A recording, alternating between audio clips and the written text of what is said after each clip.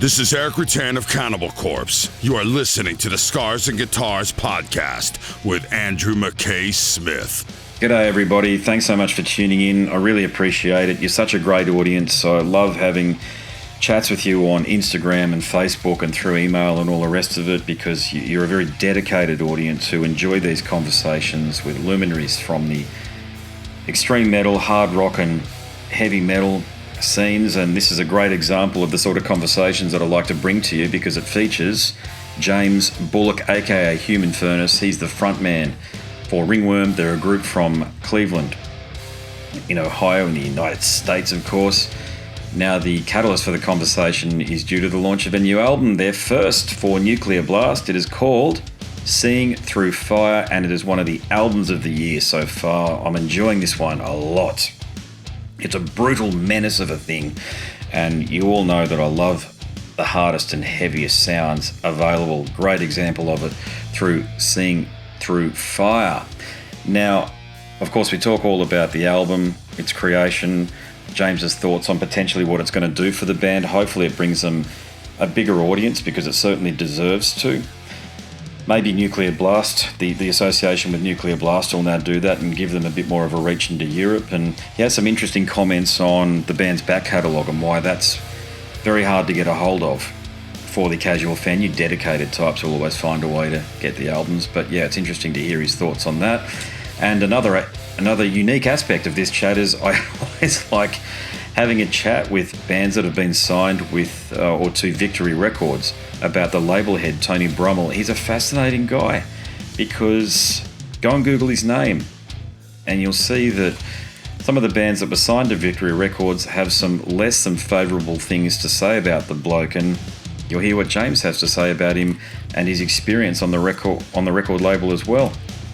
All right, let's dive into it. Before we get to the chat, if you're listening via the podcast apps, I've got a tune to share with you. Of course, it's from Seeing Through Fire. This one's called Thought Crimes. I can't play the song if you're listening or watching via bloody YouTube, though. I'll get a copyright strike, unfortunately. So if you're on YouTube, here's the chat. If you've tuned in via the podcast apps, here's Thought Crimes, and the chat will follow. Let's go. Hello there. Good morning from my perspective, and probably good afternoon or good evening for you. How are you, James? I'm fine. How's it going? Yeah, great. How's the calls, or the Zoomers as they're called these days, mate? How have they been going for this album? Fine. I'm doing a lot of them. So today I'm doing like 8. Oh gosh, yeah. Yeah, it's fucking nuts, but whatever. That's how it is when you got a new record. You gotta do all this shit. Yeah, I get you. People have accused me of hinting at xenophobia when I ask this question. You'll see why it's ridiculous when I ask it. But is there any country or group of people that you find are particularly unusual in the way that they ask questions? For example, I was talking to the drummer from Under Oath, almost a decade ago now, and he was telling me that the German media types, they tend to ask questions like, so this album is pretty good. The last album was absolutely garbage. Why is it so much better? That's funny you say that, because I've always found a lot of German people to be pretty upfront with that type of stuff. They'll be like, yeah, last record sucked. This, they're really, and honestly, I kind of appreciate that kind of candor. But besides that, I did a Zoom with a French publication, whatever it was, I'm not sure. But I had trouble with it because he spoke pretty good English, but he spoke so fast that I just couldn't understand him. So every question I had to have him repeat it like 3-4 times before I understood what the hell he was saying. So that was a little difficult. But other than that, I kind of just roll with the punches. Nothing really offends me too much. Even if someone doesn't like our band, I don't even give a shit, Yeah, it's a good point. Yep, I've taken that attitude with my show as well. It's the appreciation is in the eye of the listener or the reader or the beholder, in other words. And mate, we don't know what shoes they've been walking in up to the point that they've done the interview or listened to what it is that we put out there. You got that right. So look, this album here, Seeing Through Fire. Okay, I've had it now for a couple of days, and I've listened to it a fair bit in the background as I work away from home. I'm a journalist, you see, so I get to do that. And my first impressions are that it's a heavy, brutal bastard of an album. And the last one was shit. I've got to be completely honest with you, okay, and this is rare for me. I was certainly, I'd heard of your name before, but I hadn't dived into your catalogue as much as I might have liked to now that I've gotten familiar with this album here, because right. I enjoy it because I like straight up brutal heavy music, but I like brutal heavy music that you can actually listen to as well, not just noise like some of it is that comes out, but it's just heavy for heavy's sake. There's some intent there with you guys, and I might be wrong here, but I think this is your 8th studio album, but you got a ton of splits, EPs, and I think this is our 9th. 9th, okay, yeah, and then a lot of singles and EPs and comps and all that. Yeah, you've done stuff with Mindsnare, a band from Sydney or Melbourne, I think too. That was cool. Yeah, those are our boys. Love those guys. Check that out. Yeah, that was great. Yeah. But do you feel, I know you've done stuff with Tony and Victory, and, you know, as I say, you've been around for 20 or 25 odd years at this point. But 35. 35, Jesus. Okay. There you go. But now you're with Nuclear Blast, and given the strength of the album and that it should appeal to many extreme metal fans, you know, the extreme metal fan that pays a fair bit to go on 70,000 tons of metal and goes to Varkin and Bloodstock and all those sort of things. Do you feel like as though this is the album that'll introduce you to that broader extreme metal audience? Yeah, we're certainly hoping so. I mean, you know, we've been at this for a really long time, so it's like, and our music isn't.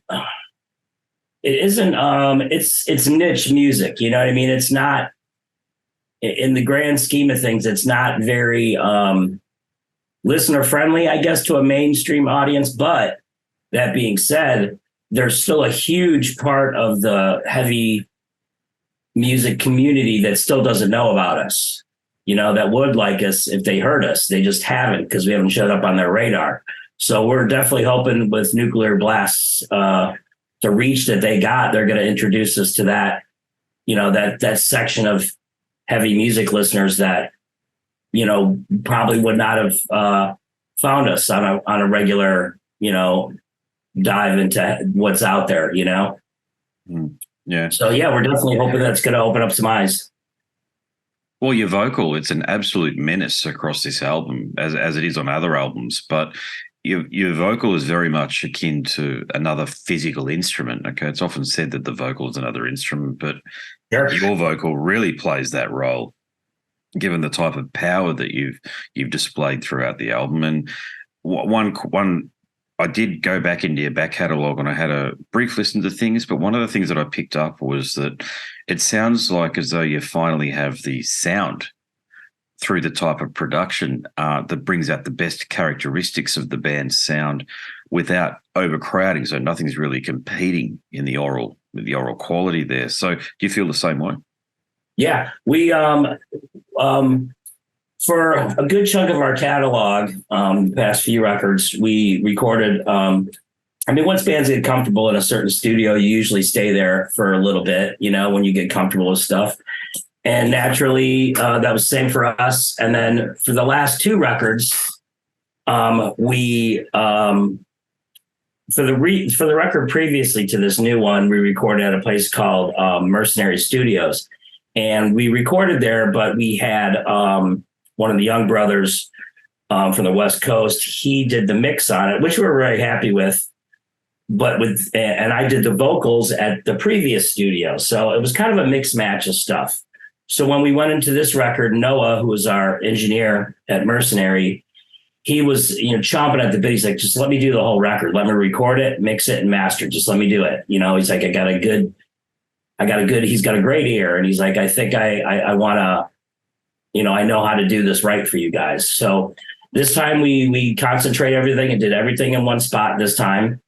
And Noah you're right. He was able to kind of get a certain sound out of us that's very heavy, very raw, but at the same time, it's very listenable. You could hear everything that's going on, and it doesn't sound like a train wreck of just, Yeah. you know, it doesn't sound like it was recorded on a boombox heavy. You know what I mean? It's clear, but it's really raw and nasty. So he was able to, you know, give us a kind of a fresh sound, I guess, you know, kind of I don't want to say reinvent, because we always approach the studio the same way as far as what we do, as far as like, you know, me singing or Matt playing guitar, whatever. But the way he was able to put it together and tweak it and mix it all together, just we're super happy with it. Yeah. Yeah. So did you purposefully or with intent, because you're now with Nuclear Blast and there's potentially that different audience, did you write different songs this time for the album? No, absolutely not. I mean, actually this record, just like probably hundreds and thousands of other bands out there, the little pandemic lockdown screwed everybody up. I mean, it really threw a monkey wrench in just about every facet of living, especially music. It really screwed everybody up. So, we had finished our contract with Relapse Records, and at the time, nobody really knew what was going on, so they decided to pass on. They had a choice if they wanted to do our next record or not. They had first dibs at it, and they decided to pass, and we were like, okay, that's fine. So at a certain point, you know, we were left without a label, without a manager, without a booking agent, without everything, you know what I mean? Let alone being able to go out and play. So we had nothing really. Our Facebook page got hacked. We had nothing. So we just kind of made a decision. We're like, what do you want to do here? You know, and we're not done making music. So we're just like, let's just make a record, you know? So we wrote a record. We went in, recorded it ourselves. We were going to put it out ourselves. And when we were done with it, Noah again was like, hey guys, what are you going to do with this? We're like, well, we don't know. We don't have a label. So we may just, at this stage of the game, you know, people that heard us will buy this record probably, you know, and we'll be content with that. And then he's like, you know what, you really should shop this around because it's a pretty good record, guys. So I made some calls, and a buddy of mine, Austin, I'm like, hey man, you know a lot of people. What do you think about, you know, spreading this around and seeing if anybody's interested? And right off the bat, Nuclear Blast came back to us. They're like, yeah, we want to put this out for you. So the record was made before we even had a label. We were just doing it for us. And then they heard it and they really liked it. And they're like, yes, let's work together. And we're like, okay, let's do it. Yeah. Is Europe your bread and butter, or is it still the United States? It's probably, I wouldn't call it bread and butter because we don't really make any money doing this, but you know, yeah, I mean, you know, our reach in, like, we don't, you know, overseas in Europe and stuff, like they have a tendency, and this is just natural. If you're not over there a lot, they'll tend to forget about you. You know, the turnover rate in like the hardcore scene or the metal scene is so fast, you know, and if you're not constantly over there, they're going to forget about you. And that's understandable. So we had the intentions of going back over in 2019 with our previous record, and then the world shut down for 2 years. So that didn't happen because the last time we've been over there would be 2016. So although we still do, I would imagine we do okay there. But primarily we just, you know, we've just been a band that plays in the States for quite a few years because it's just been too hard to get over there. So again, with Nuclear Blast to help us give us some more reach over there, we're planning on coming back probably in the spring or summer next year and maybe try to hit some of those big festivals that we've never been able to get in the conversation for, you know? So, yeah, that's interesting. I would have thought that some of those festivals would have been champing at the bit to have you on. Well, you know, you would think that sometimes we're a mystery band for even myself, you know, it's like, you know, sometimes they either fall through the cracks and a lot of times if you don't have any, like, you know, a manager or someone to get you into those conversations when they're putting these things together, no one's just going to come to you. You got to have someone in there that's pulling for you, that's pushing your name. And for a long time, we just didn't have we had a manager, but not anyone that had that type of juice. You know what I mean? You need someone out there that's kind of pushing you. And so hopefully that's going to change. I mean, we certainly are open to do it. Now, we've done some few in the past, but we really want to kind of hit all those this time. I mean, I certainly think we're worthy of it. No question about that. You've certainly got the heritage and the legacy there, and that's what those festivals are all about, honouring the tremendous legacy of so many bands. Yeah. And well, it's strange too, because we're if I have to explain it, we're more of a blue collar band. I mean, sometimes little or no fanfare, but we just keep putting out records. There's some bands that, put out 2 records, break up for 20 years, get back together, and then they're hot new thing again. We've quietly, sometimes quietly, but just continue to put out records, you know what I mean, over the past 35 years. So sometimes, that doesn't amount to a lot of currency with some people, it's like they'll prefer you just to be a band that put out one good record and break up and then get back together, but we still like making records. So we just keep putting them out. Yeah, it's a strange old world that way, but I think the fans have what can you do? Fans are fans, right? But they, Sure. To your point, if they love nostalgia, I find, and they get, how many Cliff Burton T-shirts do you see on 17-year-olds that wouldn't bloody know a thing about him? Weren't even, Sure. Of course, they're not even, but they have this thing where they go for the myth of the legend, as opposed to. Well, we kind of have that too, because we've been around for so long. But we also continue to make new records. So a lot of times when we do play these things, and usually every time we tour or play, we're one of those bands that won't throw away our old catalog. We always keep a consistent amount of older songs in our set list, just because I get it. There's people that, that are our age that grew up listening to us that don't know the new stuff. But then there's new fans that only know the new stuff. So we try to keep it as best as we can, because when you get to 9 records, that's what building a set list gets really tough, to please everybody. And if you're only playing a half hour or 45 minutes, something's got to get cut sometimes. So, I understand the nostalgia bit, but to your point too, there's a lot of young people that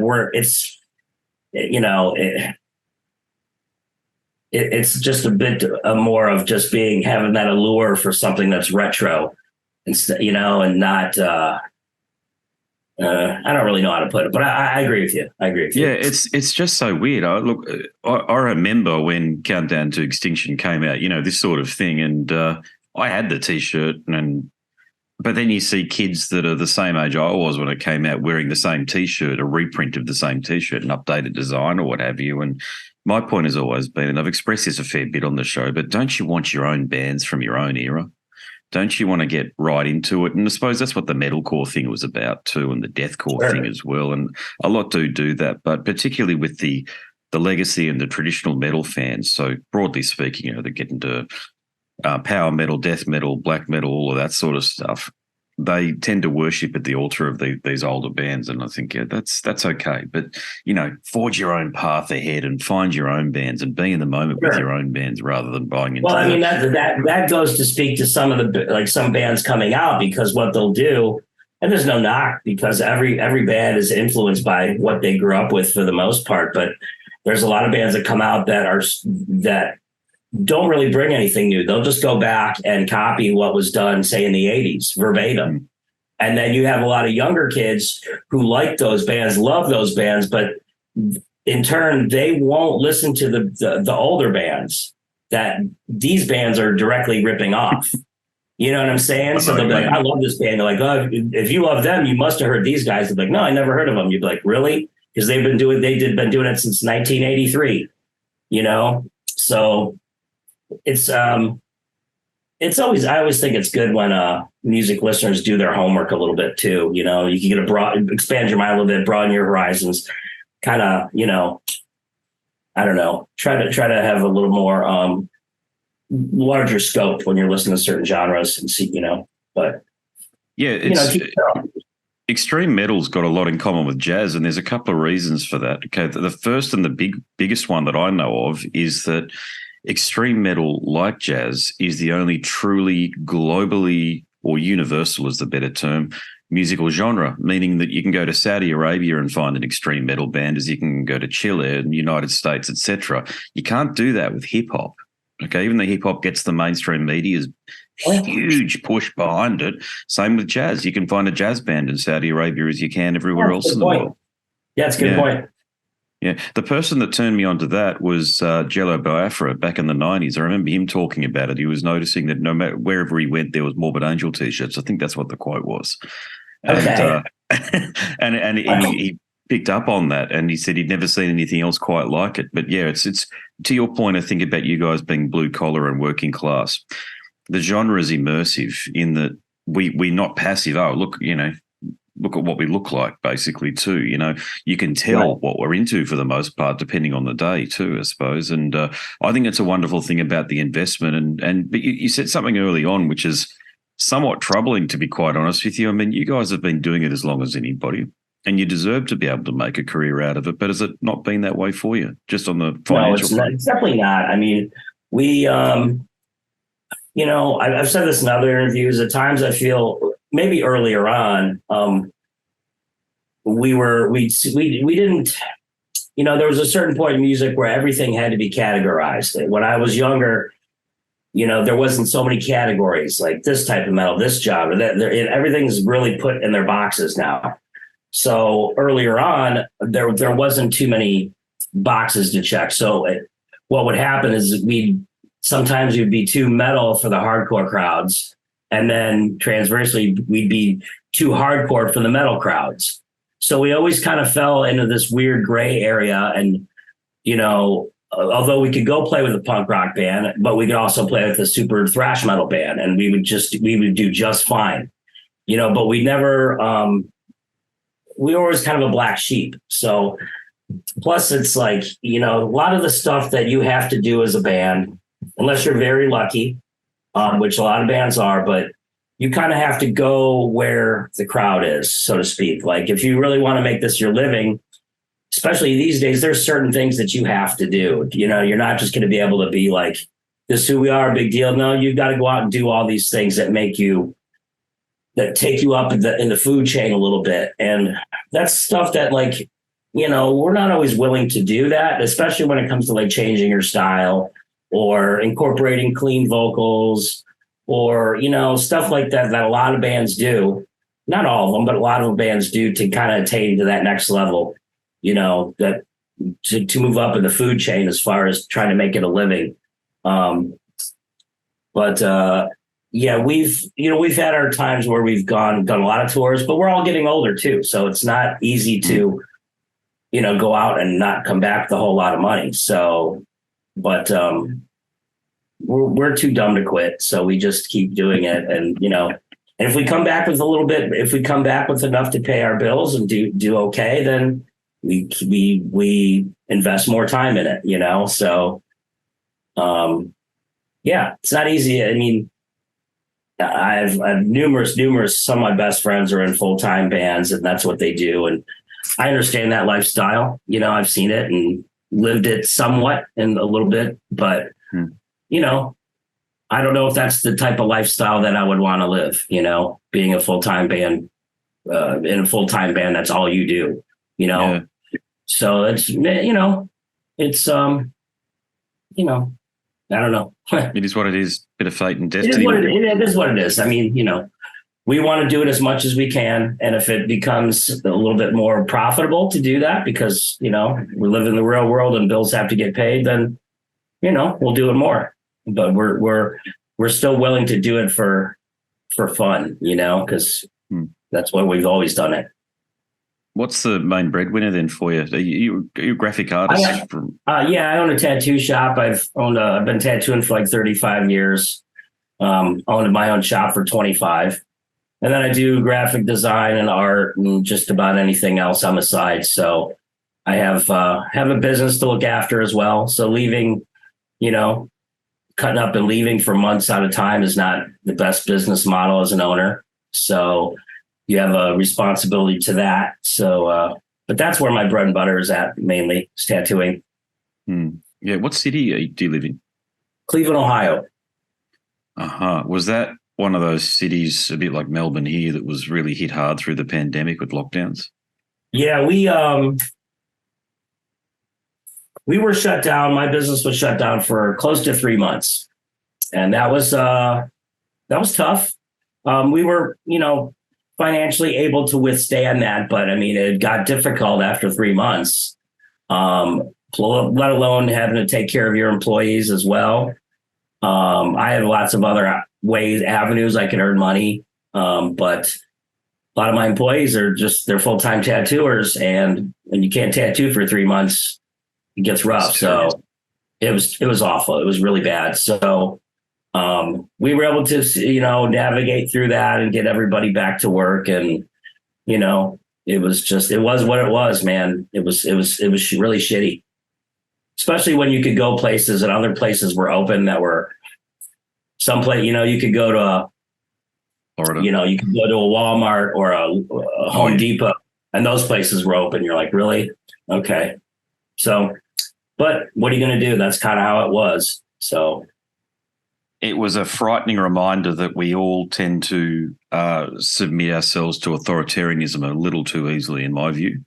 I'm right there with you, man. I'm right there with you. So, I mean, people will be convinced of just about anything, if either you scare them enough or you just, impose some type of threats to them. They'll fall in line for the most part. Just the nature of you. Listening to Jordan Peterson talking to Gard Sad last night. He's a very good chat if you get a chance to listen to it. He's had a number of conversations with him, but this last one I think was probably the finest one yet. But he was talking about the nature of hell itself and how in authoritarian regimes it's not the fear of retribution from the Stasi, from those that are up the top. It's the inclination of those that are around to keep everybody complicit to the authoritarian nature. That's absolutely true. I mean, that's kind of like I addressed that a little bit on one of the songs on the record. We're not a political band, and I don't ever preach because who am I? I'm not a perfect dude, but the song Thought Crimes is somewhat akin to that thought that, we are being manipulated in so many ways, whether it's through marketing or everything around you is kind of pushing some type of agenda on you. And if you're not cognizant of that, you could fall into a lot of traps. I mean, it works, it's all around you. So it's almost unavoidable, but as long as you kind of have in your mind that like everyone's trying to get you to do something. So you have to be kind of aware of that when you're going through life, or, bad things can happen, Yeah, indeed. Yeah, I just, God, I could talk about this topic for ages. Yeah, but I could too, but it just annoys the hell out of me. I mean, my father-in-law had to escape Croatia, a communist regime, otherwise he would have been killed. And I think a lot of people in the Western Hemisphere, particularly us Anglo-Celtic types, not you and I mean, but white liberals or what have you, mate, they seem to be so intent on turning us into this fucking bloody authoritarian cesspit and through identity culture and intersectional politics and all this sort of stuff. And it's not so-called people of color that are doing it for the most part. It's white liberals. You only have to turn on Twitter or what have you to see that for yourself. And I don't understand how we got to that point. It's we're so very lucky to live in this epoch in history where nobody's knocking and bashing down our door to kill us or our family. It's a weird time, is it not? It's a very strange time. Where are you calling me from? Whereabouts are you? Just a little south of Brisbane in Australia, so okay. Gold Coast. Yeah, so probably I went to Hawaii, to be honest, and it didn't look any different to where I'm living. So sort of in that part of the world. I've been to Brisbane before. I like it. Had a good time there. Yeah, lovely city. And I found it really nice. I thought it's kind of blue-collarish, right? Correct, yeah. Yeah, so... Yeah, blue collarish. It never goes below. I mean, I've got my jacket on. I don't bloody need to. It's in the middle of winter here, but it's probably about 21 degrees now. So we never gets too cold. It's, as I say, I honestly believe this. I think throughout history, this is probably one of the easiest places ever to live right now. And in this particular, where I'm from here, because, you get food on the table. We've got a welfare state here in Australia too. So, I mean, we got nothing to complain about, but people do. Right. Hey, I want to ask you a question. I spoke to Dave Matrice about this as well, but working with Tony Brummel and Victory Records, the question's got to come up, right? Because he There was that expose a couple of years ago where even former bands wanted to fight him and all sorts of stuff. But what was your experience?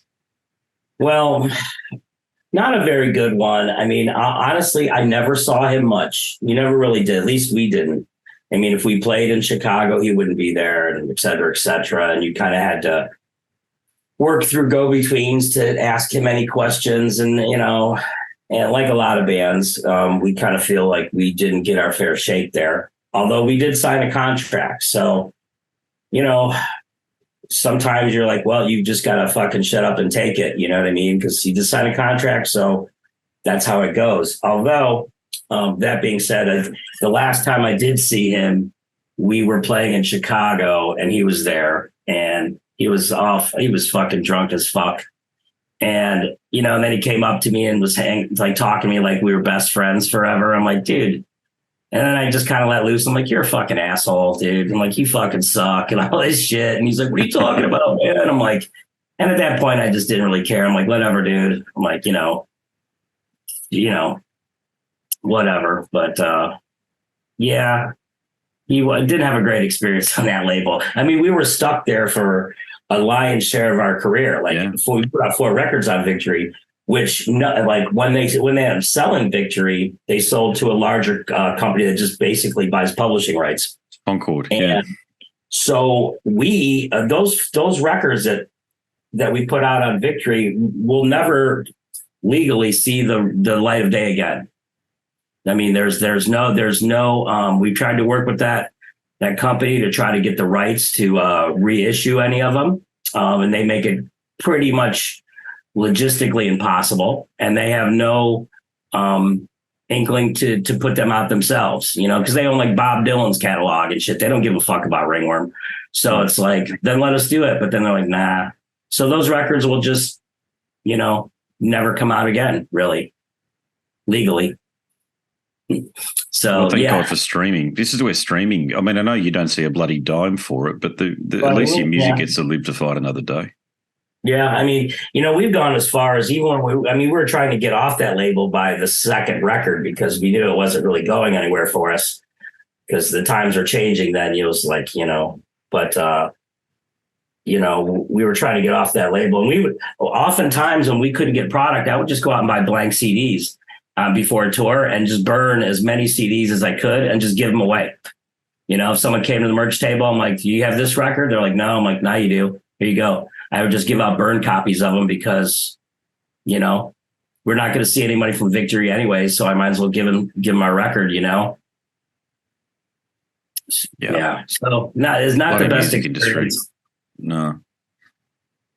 No, well, that's yeah. I think your experiences. Or Dave was emphatic that he didn't have any issues, and I don't think he was bullshitting either.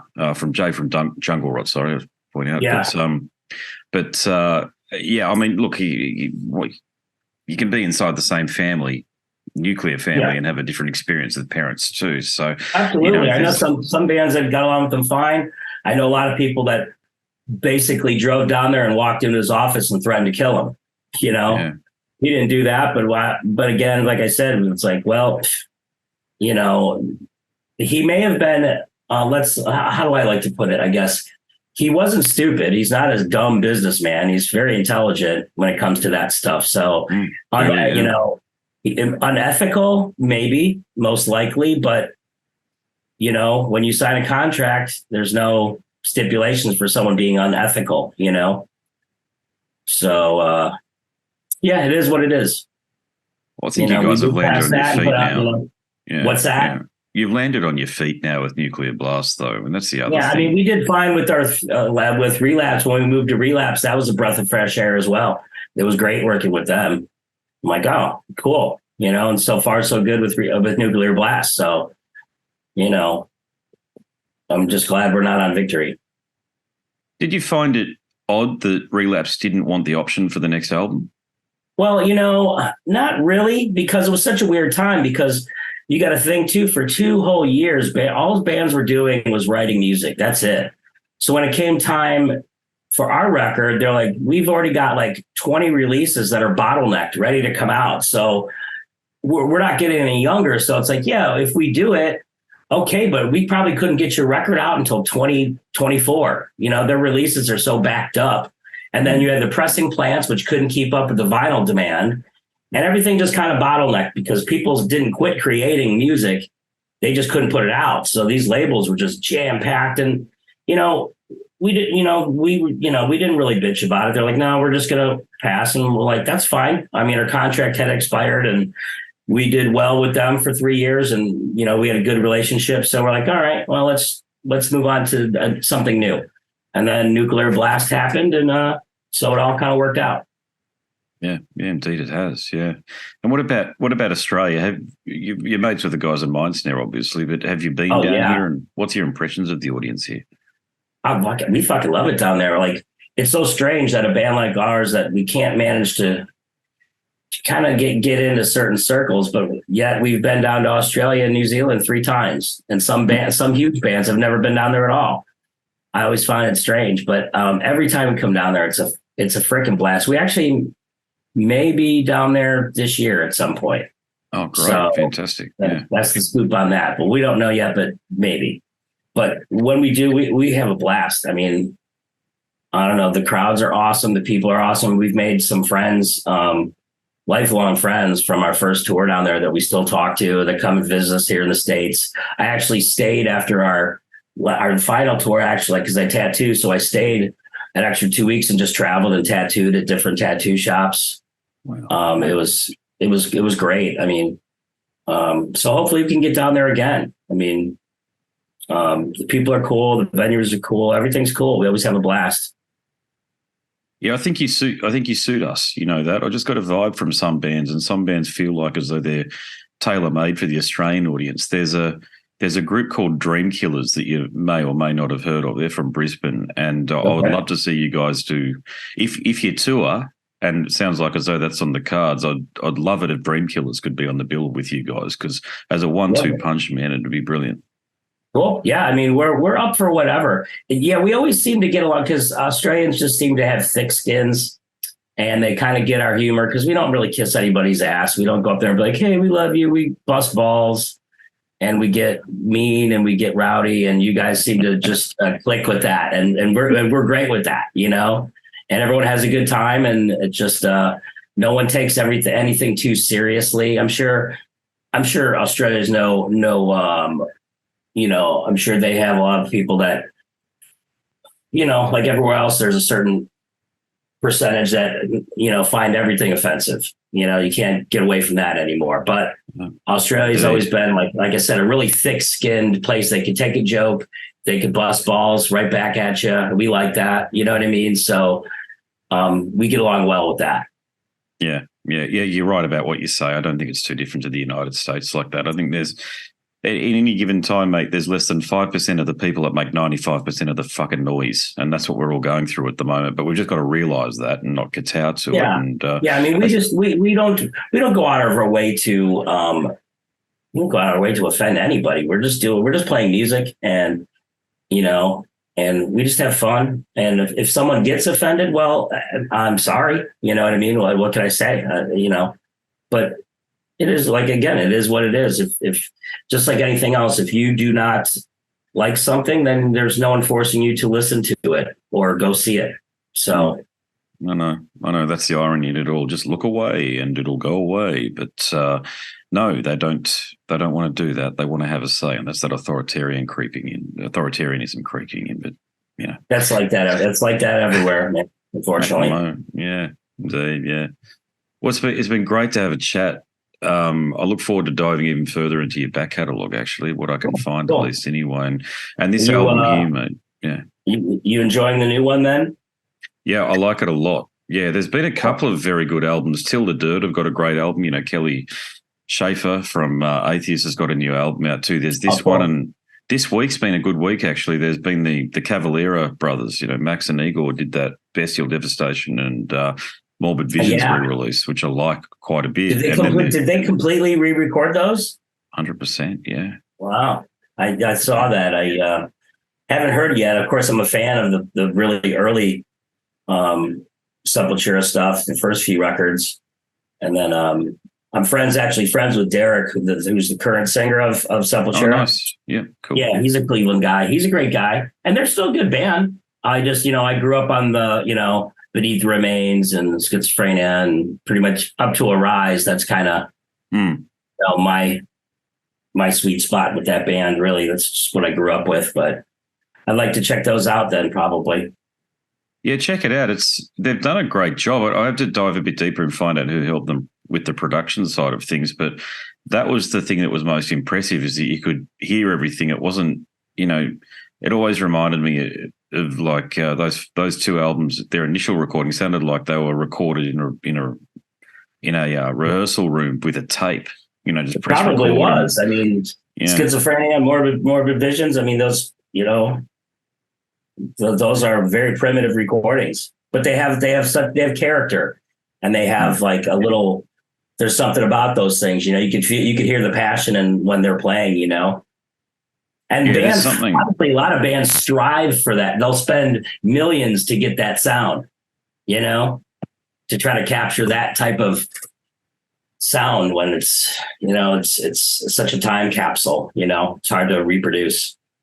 Yeah, it is. Yeah. Well, they've done a killer job. I can't stand re-recordings and re-releases for the most part, because just about every band fucks it up. Look what Cradle of Filth or Danny Filth, more to the point, did with Cruelty and the Beast. With that one, it's wrong, Well, I mean, that's also been brought up to us, because with the our previous catalog, the Victory stuff, we can't get it. Someone's like, why don't you just re-record it? And we're like, I don't know if we want to do that either, because there's something about those records are those records, So, yeah, I can see where some bands feel like they need to do it, but it never quite works out the way they want it to.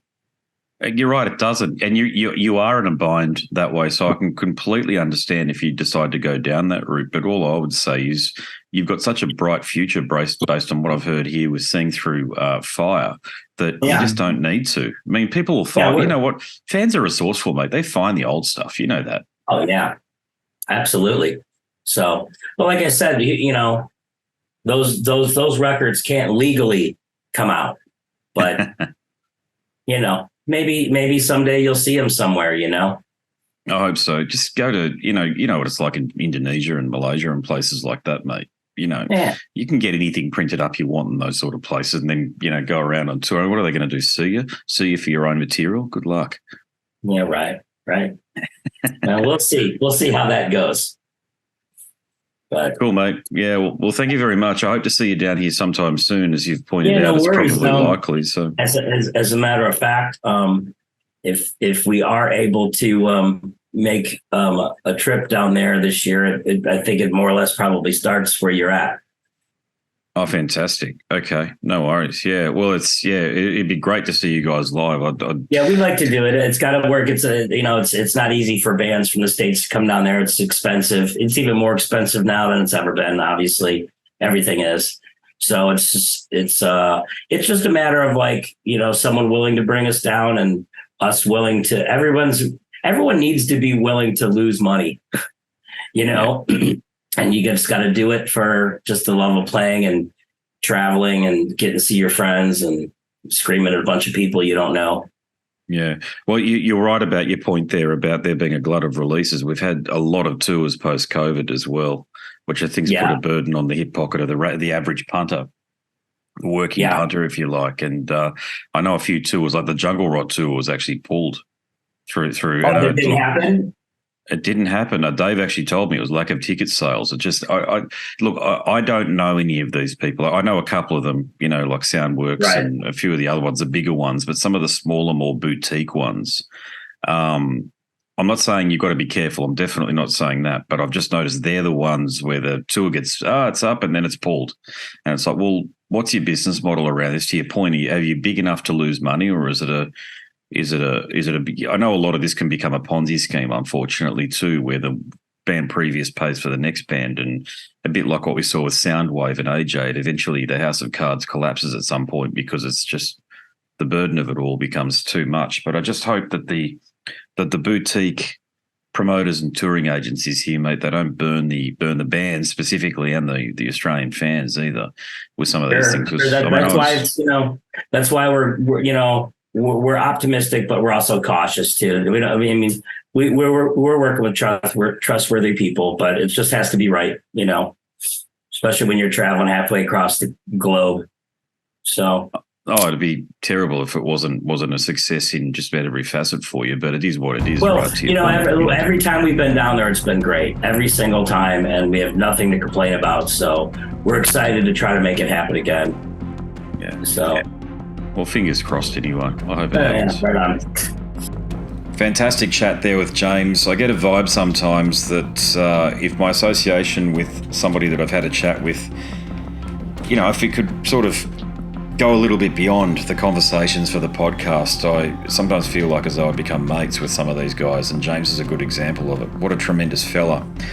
I really hope that the extreme metal community gets behind them through Seeing Through Fire, because I think they're going to keep on doing it anyway from the sounds of things, but success always makes things, or greater success and a bigger audience always makes things just a little bit easier, doesn't it?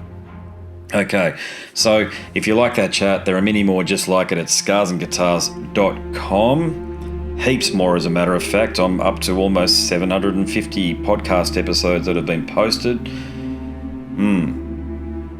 Lots and lots. And if you like listening, I reckon you're going to like reading as well. And I've written a book, Scars and Guitars, Conversations from the World of Hard Rock, Heavy Metal and Extreme Metal and Beyond.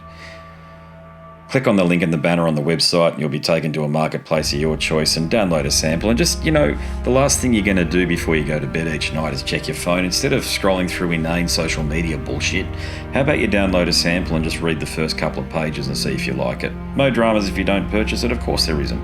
But it might be something that interests you.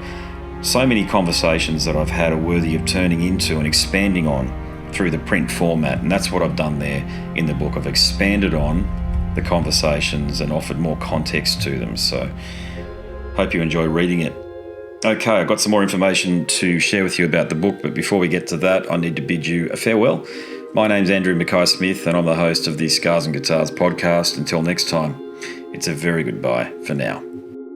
This is Eric Rattan of Cannibal Corpse. You are listening to the Scars and Guitars podcast with Andrew Mackay-Smith. I've been the host of the Scars and Guitars podcast since 2017. The first musician I interviewed for the show was David Vincent from Morbid Angel, and things have just snowballed from there.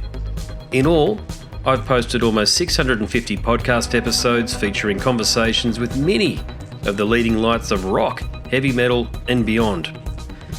It just got to a point where I thought, I need to write a book about all this, so that's exactly what I did.